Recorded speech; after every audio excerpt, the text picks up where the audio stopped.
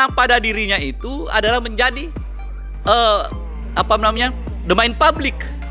Ya harus di salah termasuk itu masalah ijazahnya kan udah jelas di pasal 18, pasal 17 ayat 3F apa segala itu semuanya dijelaskan tentang masalah itu. Jadi tidak ada dan sebagai masyarakat itu juga mempunyai hak untuk mengetahui itu.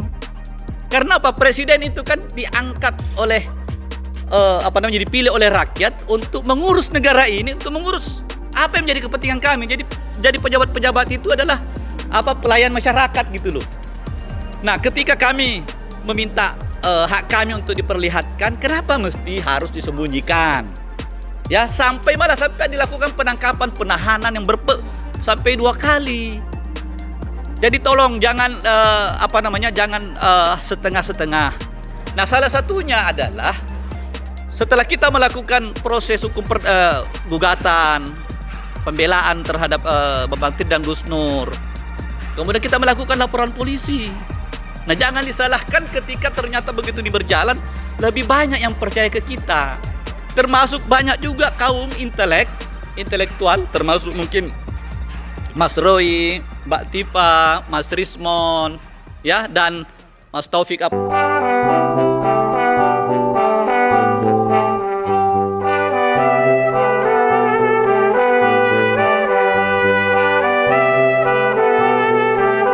Assalamualaikum warahmatullahi wabarakatuh.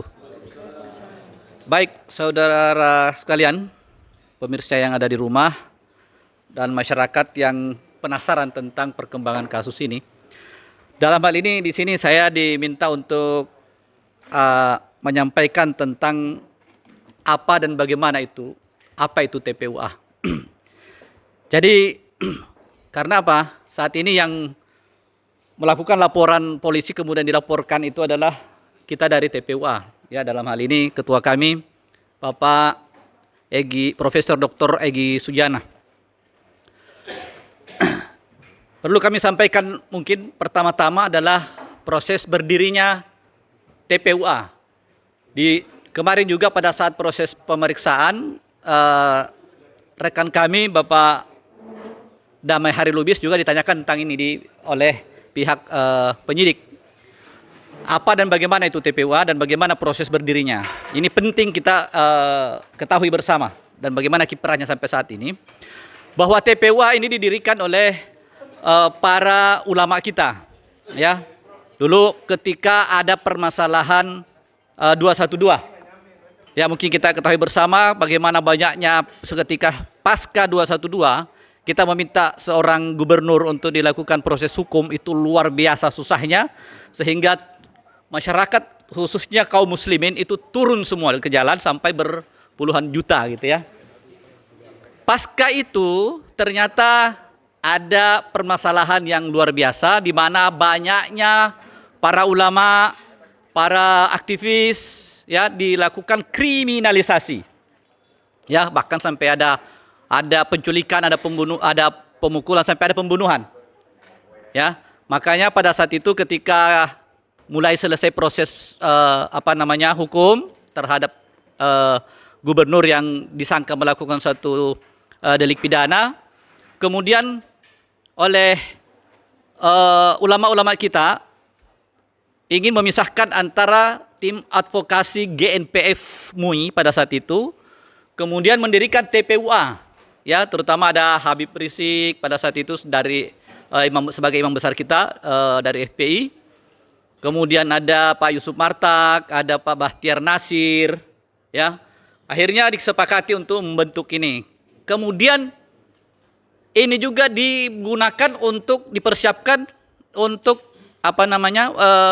melakukan pembelaan bukan cuma terhadap ulama, karena ulama-ulama ini adalah para pendukung Bapak Prabowo Subianto. Ya, untuk periode 2019 kemarin itu luar biasa.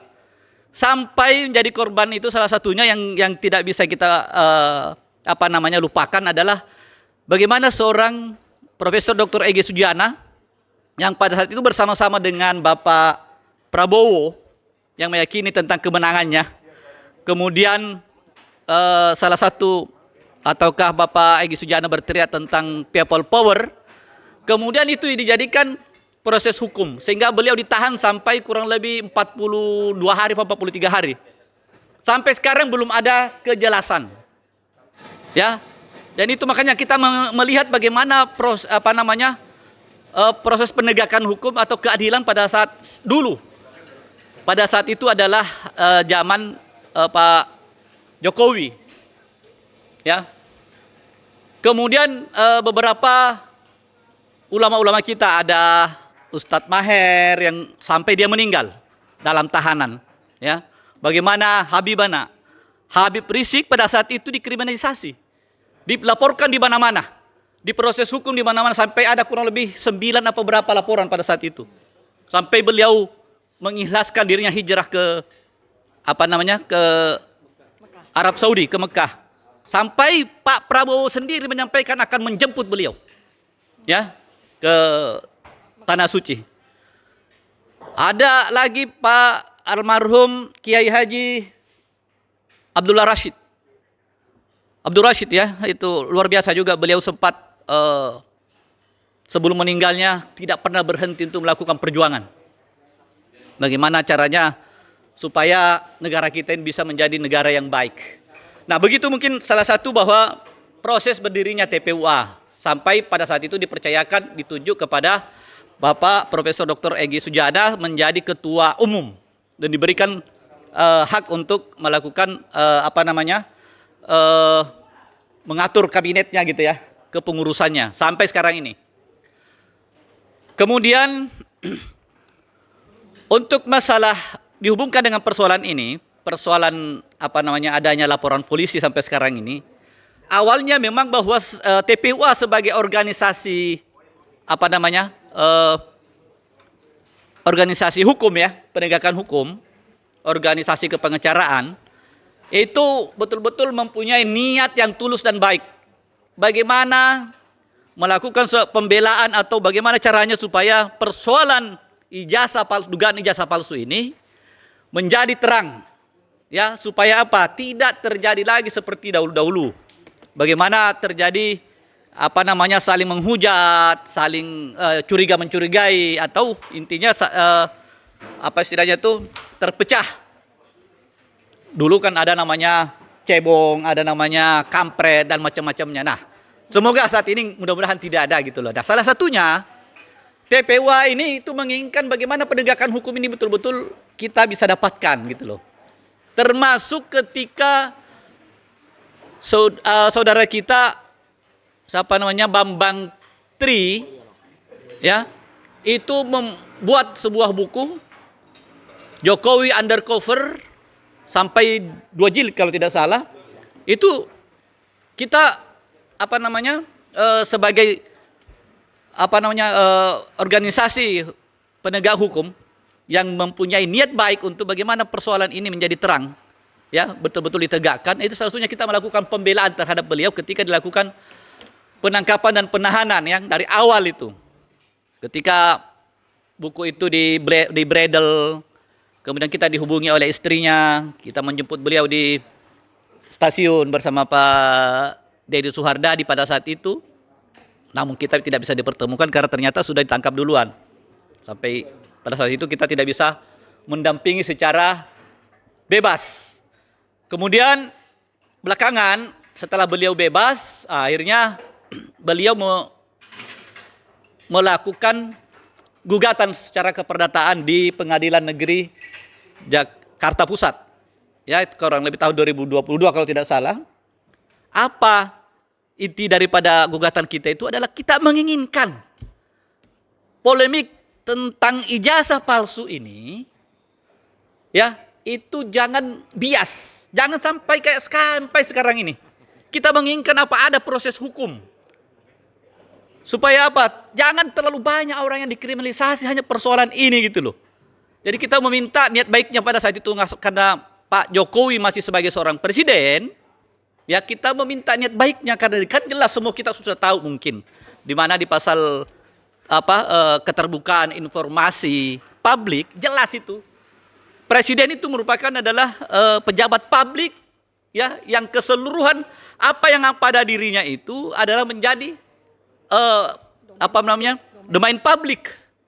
Ya harus salah termasuk itu masalah ijazahnya kan udah jelas di pasal 18, pasal 17, ayat 3, F apa segala itu semuanya dijelaskan tentang masalah itu. Jadi tidak ada dan sebagai masyarakat itu juga mempunyai hak untuk mengetahui itu. Karena apa? Presiden itu kan diangkat oleh dipilih oleh rakyat untuk mengurus negara ini, untuk mengurus apa yang menjadi kepentingan kami. Jadi pejabat-pejabat itu adalah pelayan masyarakat gitu loh. Nah, ketika kami meminta hak kami untuk diperlihatkan, kenapa mesti harus disembunyikan? Ya, sampai dilakukan penangkapan, penahanan yang sampai 2 kali. Jadi tolong jangan jangan setengah-setengah. Nah, salah satunya adalah setelah kita melakukan proses hukum gugatan, pembelaan terhadap Bambang Tri dan Gus Nur, kemudian kita melakukan laporan polisi.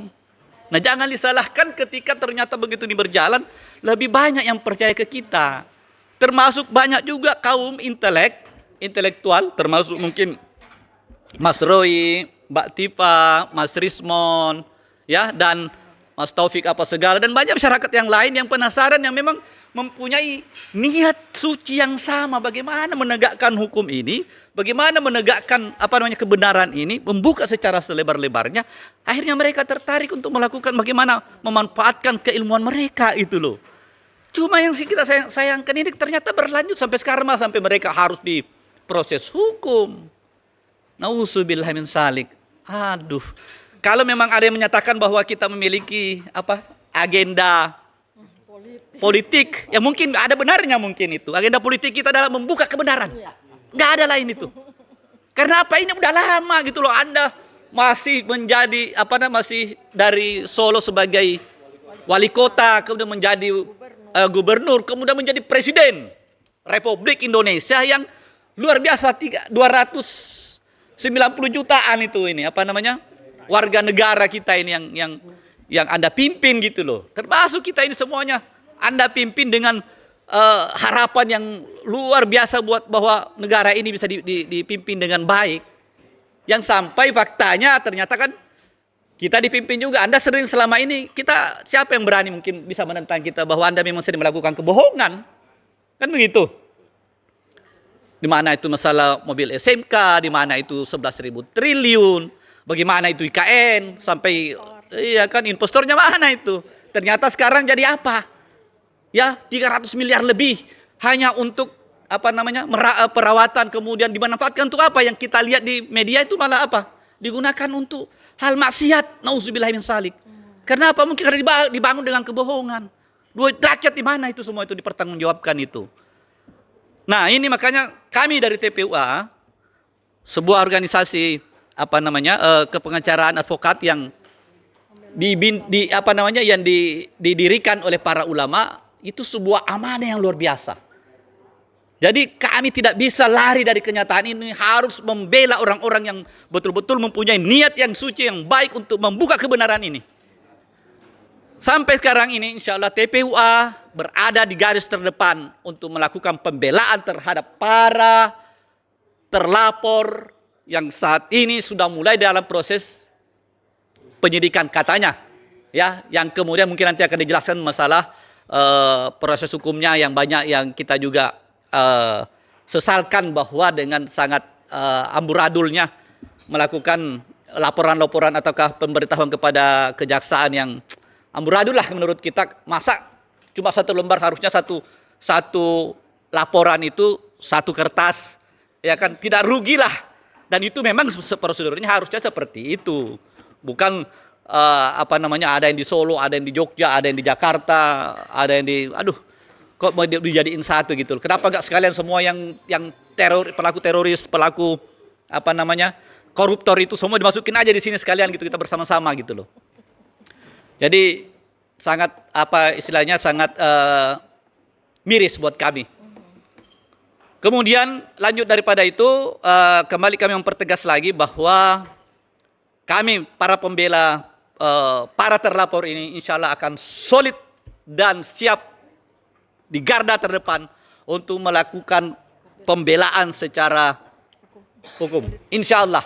Dan saat ini juga kita sudah melakukan konsolidasi kepada Habibana Imam besar kami Habib Rashid Shihab. Alhamdulillah kami sudah melakukan konsolidasi kepada beliau dan juga kepada Ketua GNP Bapak Yusuf Martak. Ya, kami memang mempertanyakan apakah memang harus menurunkan lagi massa supaya penegakan hukum ini sama dengan terdahulu. Beliau menyampaikan bahwa beliau masih menghargai presiden kita, Bapak Prabowo Subianto. Ya, kita masih menghargai, jadi kita masih melihat niat baiknya bagaimana proses ini dibuka betul-betul sesuai dengan jalur yang benar gitu loh. Ya, jangan gampang nangkepin orang, jangan gampang mentersangkakan orang sebagaimana apa yang dilakukan terdahulu. Beliau salah satu korban gitu loh. Beliau dan banyak lagi yang pendukung-pendukung dari Gerindra. Mungkin demikian dari saya untuk permasalahan bahwa bagaimana TPUA itu sudah saya jelaskan. Mungkin kalau ada pertanyaan nanti setelah semua dipergilirkan. Demikian dari saya, barakallahu fiik. Assalamualaikum warahmatullahi wabarakatuh.